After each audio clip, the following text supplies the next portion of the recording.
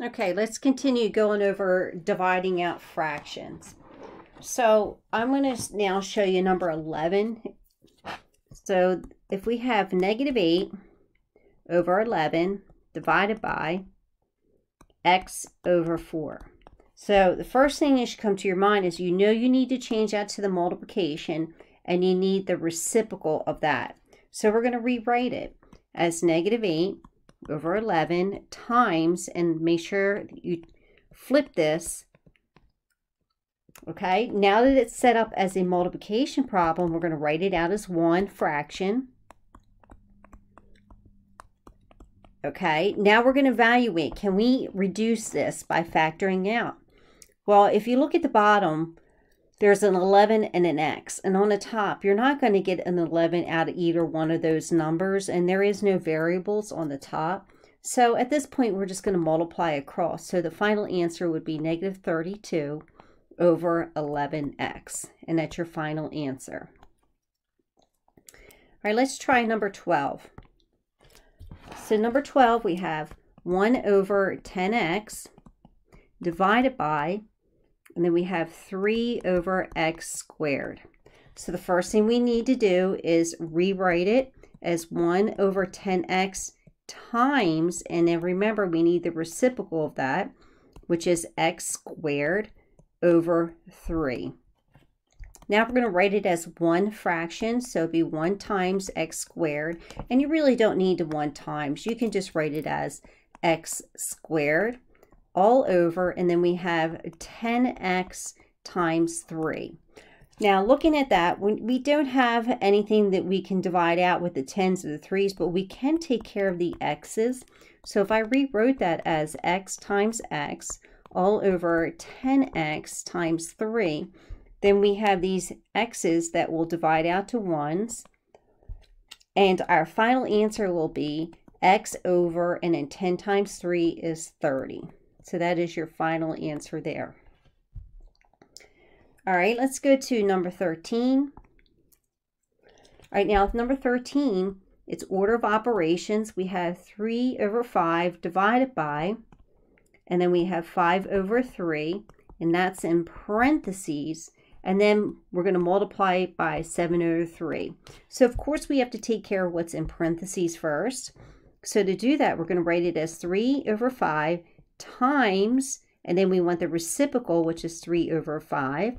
So we're just going to take care of this part, and we're not even going to focus on this yet. And then, or we could, yeah, why don't we just do that? Because there's nothing here that's going to reduce down, so we just might as well add it in. And then we can just write it as one fraction across, all over 5 times 5 times 3. We see that these 3's divide out to 1. And you can see, all right, we can't reduce it any further. You're not going to get a 5 out of the top. So the final answer would be 21, because 7 times 3 is 21. And then 5 times 5 is 25. So there's our final answer there. All right, how about if it looks like this in terms of order operations? And this one's number 14. If we have negative 14 over 10, and that's divided by, and then we have in parentheses, we have to take care of this first, 2 over 5. So in this situation, we're going to have to take care of what's in the parentheses first before we divide out. So I'm going to focus on this first. All right, so I'm going to take 5 over 7 times 2 over 5. Now if we rewrite it as one fraction, you can immediately see that the 5's are going to divide out to 1. So with this, we're left with, oops, let me change my color, with 2 over 7. Now we can use this portion to add it to our original problem. So now we'll take this negative 14 over 10, and now we can divide it out by 2 over 7. But we've learned that we have to change this operator and we need the reciprocal. So I'm going to rewrite that as negative 14 over 10 times, and then the reciprocal, which is 7 over 2. Okay, now we're going to rewrite, and let me just slide this up. We're going to rewrite this as one fraction, negative 14 times 7, all over 10 times 2. Now I'm going to look, what can I factor out to get this to reduce down? Well, on the top, I know I can get a 2 times 7 out of that. And we can get these 2's to reduce down. And then, let me rewrite that. So I don't think that if we break the 10 up, that's going to service any, you're not going to be able to get any more 2's, and you're not going to get a 5 to cancel out. So when we rewrite this, I'm just going to rewrite it as negative 2 times 7 to represent my 14 times 7. And then we have 10 times 2. And then you can see these 2's divide out to 1. So now our final answer here, if we just multiply across, we have, and let me scoot it over, we have a negative, don't forget your negative, a 7 times 7 is 49 over 10. And you cannot get that to reduce down any further. That's your final answer. Okay, now let's go to number 16, and let me bring that screen up. Now this one is a word problem. You can see it says find 1/10 of 50. So all you're doing is, and let me clear this out, all you're doing with that one is taking 1/10 and you're multiplying it by 50.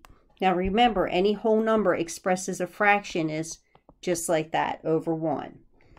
So to rewrite it as a one fraction, it would be, it'd be 1 times, now that 50, I'm just going to write it as 10 times 5, so we can get the 10's to cross out and divide out the 1. So 1 times 10 times 5, that's 50, and then over on the bottom is 10 times 1. So we can see these 1's divide out. So our final answer is 5 over 1, which we know is expressed as the whole number 5, and that's your final answer. Now going back to these word problems, so that's number 16. Now number 17, how you handle this problem, all you're going to do is take the 150 and multiply it by the 8 over 25. So I'll show you. So we have 150 times 8 over 25. And again, that's expressed as over 1. So to rewrite that, you would rewrite it as 150 times 8 over 1 times 25. Now, I see 150. I said more than likely I'm probably going to be able to take 150 and divide it by 25. I'm going to try and see what I get when I take 150 divided by 25. And when I plug that into the calculator, I end up getting the answer 6. So I know that 25 times 6 would give me 150. So those 25's would cross out and divide out to 1. So I'm going to rewrite it as 25 times 6 to represent the 150. Don't forget times 8.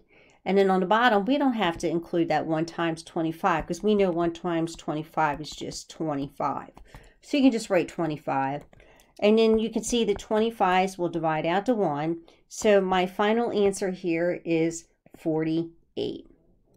Now, when you work on the next problem over, which is number 18, it's the same exact thing. You just take the 2,508 and you multiply it by 3/4. The next problem over, number 19, same exact thing. You take the 7,700 and you just multiply it by 1 over 154, just like I showed you right here. So it's the same exact problem right here, the 150. And then lastly, the last problem in this homework assignment, you have your rectangle, and just remember the area is the length, and it tells you right here the length times the width in your set of instructions.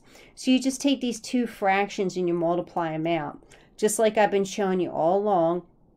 And then once you multiply it out, don't forget when you have an area, it won't be feet, it'll be square feet is your final answer. So I hope this helps.